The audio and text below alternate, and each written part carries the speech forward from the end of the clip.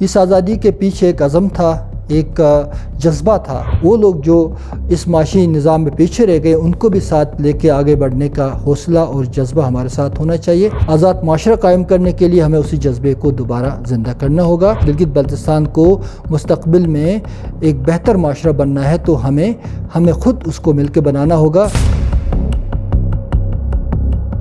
1 نومبر 1947 گلگت بلتستان کے لیے بہت اہم دن ہے۔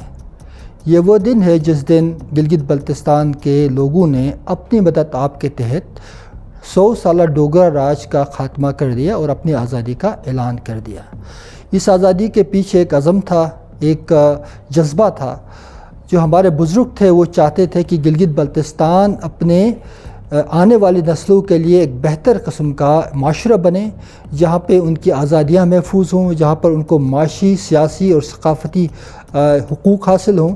اور اس کے لیے انہوں نے جو قربانیاں دی تھی اس کا ثمر یہ تھا کہ اس کے بعد گلگت بلتستان اس لمبے تسلط سے آزاد ہو کے ایک انڈیپینڈنٹ ریاست کے طور پہ 16 دن تک اپنی خود مختاری قائم رکھا اس ریاست نے۔ اس کے بعد پھر حکومت پاکستان کے ساتھ الحاق ہوا۔ اس پوری کہانی کے پیچھے ایک بہت بڑا تاریخی حادثہ بھی ہے، کیونکہ 1846 میں جب انگریزوں نے سکھ ڈائنیسٹی کو شکست دی اور لاہور دربار کو براہ راست اپنے تسلط میں لیا، اس زمانے میں جو جموں کا علاقہ تھا وہ بھی لاہور دربار کا حصہ تھا۔ اس کو انگریزوں نے گلاب سنگھ کے ساتھ، جو ایک گورنر تھے سکھ ڈائنیسٹی کے، ان کے ساتھ ایک معاہدہ کیا۔ اس کے تحت جموں و کشمیر کو ایک نئی ریاست کے طور پہ اس کا نقشہ وجود میں آیا، اس کو ایک نئی پرنسل اسٹیٹ کے طور پہ اس کو اسٹیبلش کیا گیا۔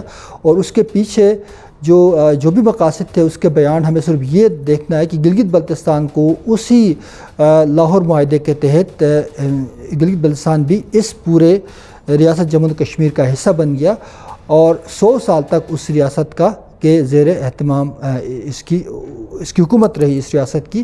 لیکن 1947 کو جب یہ آزادی حاصل ہوئی تو اس وقت لوگوں میں بڑا جذبہ تھا، جوش تھا کہ ہم ایک نئے ڈگر پہ چلے ہیں اور ہم اپنے آزادیوں کو محفوظ کریں گے۔ ہم اپنے بنیادی مسائل کے حوالے سے یکجا ہو کے اپنے تمام سیاسی اور آئینی حقوق کے تحفظ کے لیے مکمل طور پر متحد ہو کے اپنا سلسلہ آگے بڑھائیں گے۔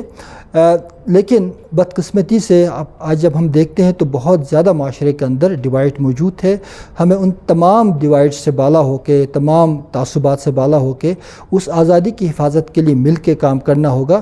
اور گلگت بلتستان کے تمام لوگ جو طول و عرض میں رہنے والے تمام جو شہری ہیں، ان کا یہ فرض ہے، ان کا یہ بنیادی فریضہ ہے کہ وہ اپنے آزادیوں کو محفوظ کرنے کے لیے بھرپور کردار ادا کریں، ان تمام عناصر سے بچے رہیں جو یہاں تقسیم چاہتے ہیں، جو یہاں پہ نفاق چاہتے ہیں، جو یہاں پہ جھگڑا کرانا چاہتے ہیں، کیونکہ یہ علاقہ ایک بہت اہم علاقہ ہے، اسٹریٹجیکلی بہت امپورٹنٹ ہے۔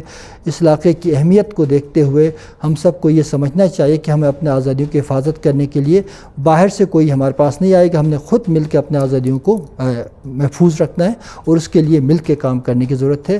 تعلیم کے میدان میں، معاشی نظام میں آگے بڑھنے کے لیے، خوشحالی کے لیے، اور وہ لوگ جو اس معاشی نظام میں پیچھے رہ گئے ان کو بھی ساتھ لے کے آگے بڑھنے کا حوصلہ اور جذبہ ہمارے ساتھ ہونا چاہیے۔